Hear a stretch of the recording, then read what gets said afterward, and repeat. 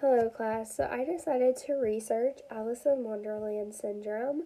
I never really realized that this was a disorder that some humans have. It's very rare. About 10 to 20% of the population has this syndrome. I've always liked the movie, so I thought it would be really neat to write about it. Um, so imagine looking through your driver's side mirror where it normally states objects look closer than they appear. Looking through that mirror, constantly seeing objects zoomed in or smaller would be that someone with this disorder would see while they're having episodes of AIWS. AIWS is a disorder characterized by distortions of visual perception, meaning that the head could be smaller or bigger than the body, or vice versa. So the body can be smaller than the head or bigger than the head. The body schema and the perception of time. So someone could think they're living in the past or the future.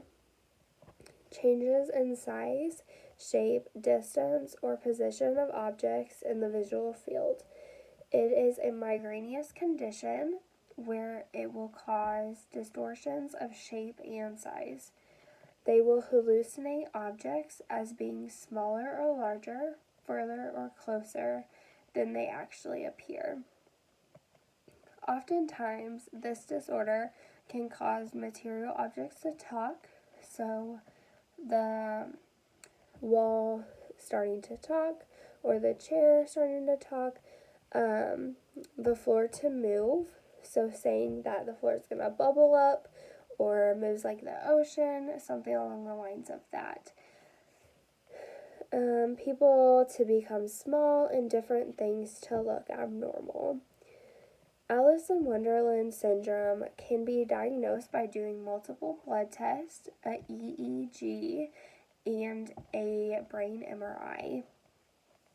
Some symptoms of this disorder include distorted body image, altered perception of time, distorted perception of size, and while having these episodes, they could encounter these symptoms, which are a fever, migraines, and some seizures that would affect the brain.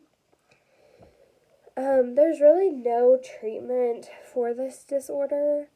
They say that if a migraine is causing Alice in Wonderland syndrome, then a doctor can prescribe like a medication to kind of help with the migraine.